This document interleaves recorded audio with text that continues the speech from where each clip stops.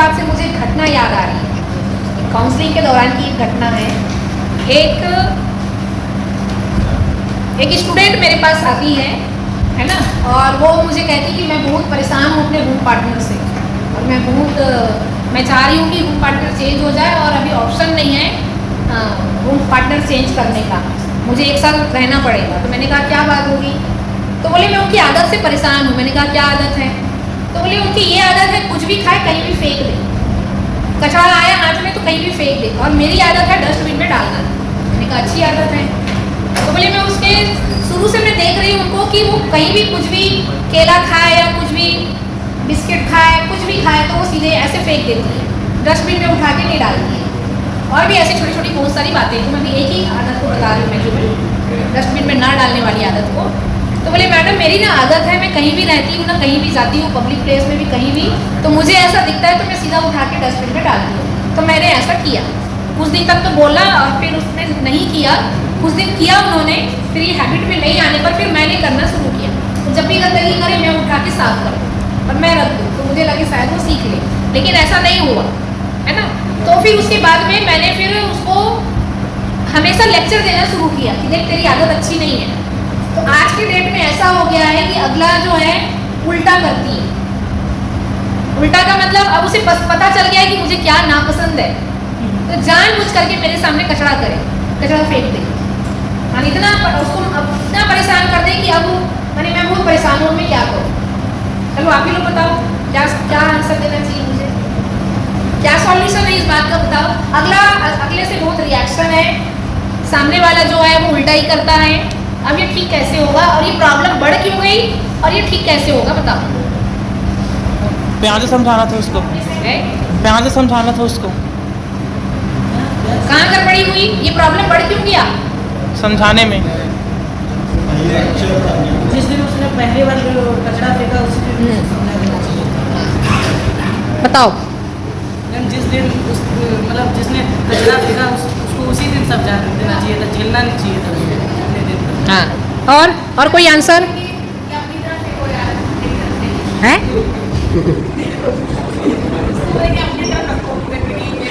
हाँ, और कोई आंसर?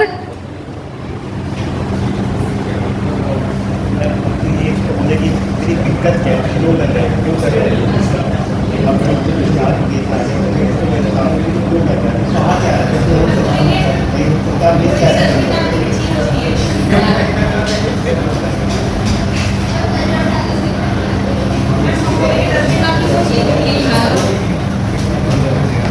हाँ भाई, और कोई आंसर देना चाह रहा है? पहले प्यार से समझाना चाहिए था, फिर नहीं मानती तो फिर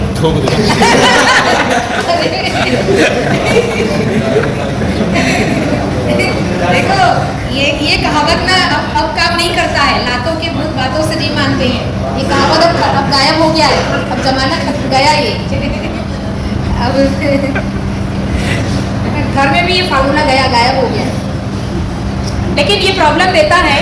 देखो यहाँ पे हुआ क्या है कि पूरी बातचीत से मेरे को ये समझ में आया कि अगले ने एक या दो ही बार कोशिश की कि समझाने की कि अगला ठीक हो जाए, बात को समझ जाए, है ना। यहाँ पे क्या हुआ कि जो प्रॉब्लम में है, जिन्होंने मेरे पास कंप्लेन लेकर के आई है, उनसे ये गलती हो गई कि उन्होंने कुछ ज़्यादा ही ओवरडोज दे दिया, कुछ ज़्यादा ही उनके पीछे लग जाना। तेरी आदत अच्छी नहीं है, तेरी आदत अच्छी नहीं है, ऐसे पीछे लग जाना, ऐसे मत कर, ऐसे कर। तो ये बार बार लेक्चर देना, बार बार उसको बोलते रहना, और फिर बोलने का तरीका जरूरी नहीं हर बार प्यार से रहे, है ना। तो गुस्सा भरा भी हो सकता है वो जवाब देना। तो इसमें मैंने ये देखा कि इस पूरी बातचीत में मेरे को ये समझ में आया, एक तो अगले के पीछे पड़ जाना। तो मैंने कहा इतना पीछे क्यों पड़ गई थी तुम? तो बोले मैडम उनकी खराब आदत थी, मैं सुधारना चाह रही थी। तो मैंने बोला पीछे पड़ के नहीं सुधार सकते आप किसी को, तो ज़्यादा ही पीछे पड़ के सुधार रहे थे आप, है ना। तो मैंने फिर ये समझाया उनको कि देखो आपकी आदत है, कहीं गलत हो रहा है या गंदगी है उसको ठीक कर देना, ये अभी उनकी आदत में नहीं है। आपकी आदत में आप करिए, दूसरे की आदत में नहीं है, तो उसको आप समझाई दे सकते हो एक दो बार, और पीछे नहीं पड़ सकते आप। धीरे आपके आचरण में हो सकता है कि आप उनको ना डांटते या ज़्यादा ना बोलते, तो धीरे धीरे वो आपकी बात में आ जाए, है ना। लेकिन जब वो अगला देखता है कि अपना रुआब झाड़ रहे हैं, अपने आप को कुछ ज़्यादा ही अच्छा बता रहे हैं कि हाँ भाई मैं तो पूरा सफाई अभियान वाला पर्सन हूँ, तो इस तरह से ज़्यादा ही उनको ओवर स्मार्ट हमारा दिखने लगता है, तो अगला उल्टा ही चलता है। एक तो वो है ही उस चीज़ में वीक पॉइंट और उसके ऊपर और ये बढ़ गया। इसलिए यहाँ पर गड़बड़ क्या हो गया, यहाँ पर ये हो गया कि हमारे अंदर पेशेंस नहीं था। पहला तो ये भी करना चाहिए कि अगला जो कर रहा है उसको करने दिया था, आप उसके पीछे मत पड़ो, है ना। और अगर कचरा जो है रूम में है, अगर ऐसा कुछ तो ठीक है, आप कचरे करो, लेकिन तो उन्होंने कहा कि कचरे आप अपनी तरफ रखो, है ना, इधर मत लाओ। तो कहने का मतलब आपको कहीं ना कहीं कंप्रोमाइज आपको ये करना पड़ेगा कि आप उनके पीछे ना पड़ो। पीछे पड़ जाते हैं, यही प्रॉब्लम है। अच्छा इंसान वो है जो खुद को समझता है और दूसरों को भी समझता है, और दूसरों की गलती पर खुद रिएक्ट नहीं करता, अप्रभावित रहता है और सामने वाले को समझकर समझा पाता है। समझाना कैसे होता है? समझाना हमेशा पोलाइटली प्यार से ही होता है। बहुत बार बार उसको, है ना, डांट के ये एहसास दिला करके कि तुम गलत हो, तुम्हारे लिए ये अच्छी बात नहीं है, तुमको सुधरना चाहिए, तुम वैसे हो वैसे।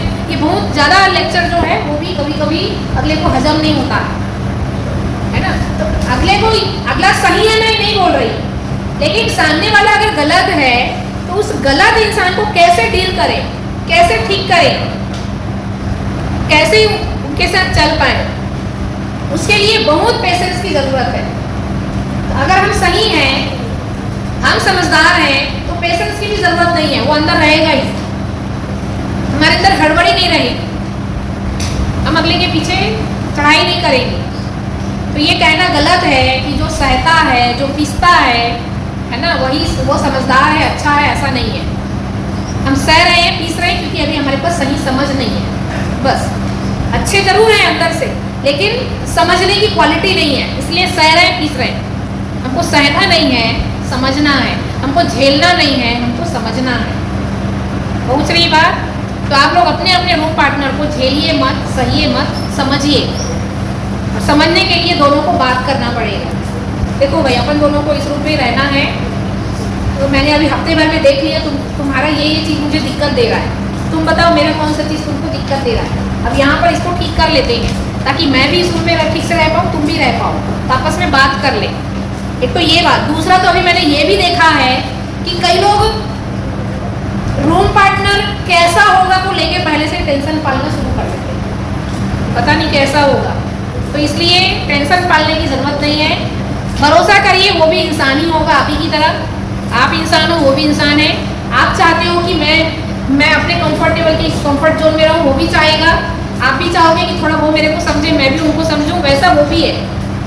कोई अलग नहीं है ना, वो कोई खतरनाक चीज़ नहीं है, वो भी एक ह्यूमन बीइंग है। बस बातचीत करना पड़ेगा पेशेंस के साथ, बस, और कुछ नहीं। जहाँ लग रहा है हमारी चीज़ें मैच नहीं हो रही है, बात कर लो, है ना। तुमको रात भर फोन में बात करना है तो तुम रूम में मत करो, बाहर बैठ के बात कर लो, गैलरी में साथ में टहलते हुए बात कर लो, लेकिन रूम में नहीं। लाइट से रिलेटेड है, उस पर भी बात कर लो, है ना। नाइट लैम्प रहता है पढ़ने के लिए, आप वो ले लो। पूरी लाइट जलने से मुझे दिक्कत हो रही है, नाइट लैम्प तुम रख लो। बहुत सारी चीज़ें हैं, आपस में बात कर लो।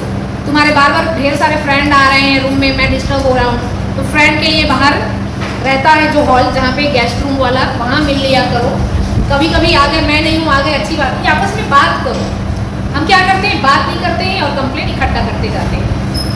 मैं एक बार समझाने के बाद फिर बार वही काम कर रहा है। फिर तुम जैसे एक बार समझा दिए उसको, लेकिन वो मान नहीं रहा है। एक बार समझा दिया, समझ गया। ठीक है। जैसे पहली बार समझाया, वो समझ गया। ठीक है, रिमाइंडर करता वही है जो उसका मन। ठीक है ना, हफ्ते में एक दिन रिमाइंडर, प्यार से।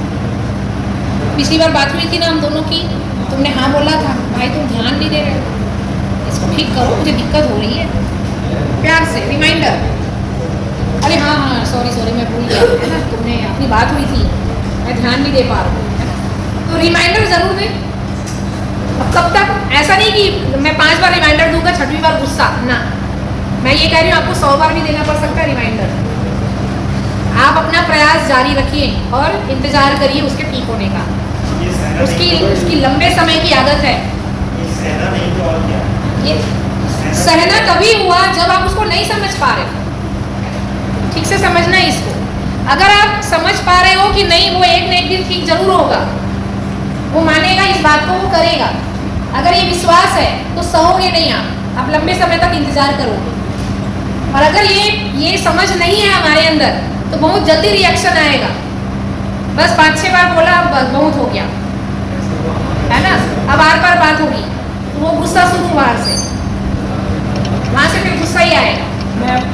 रूम पार्टनर चेंज करना आसान है कि समझना आसान है? रूम पार्टनर चेंज करना आसान है, समझना अभी आसान नहीं है। लेकिन जितना रूम पार्टनर चेंज करना कठिन है, कॉलेज में अभी उतना, हॉस्टल में इतना इजी प्रोसेस नहीं है, अभी नहीं हो रहा है। अपनी आदत बिगाड़ना उससे आसान नहीं है। आदत बिगाड़ना आसान है, पर उस बिगड़े हुए आदत के साथ रहना आसान नहीं है। आदत बिगाड़ना आसान है, पर उस बिगड़े हुए आदत के साथ रहना आसान नहीं है, तकलीफ देता है।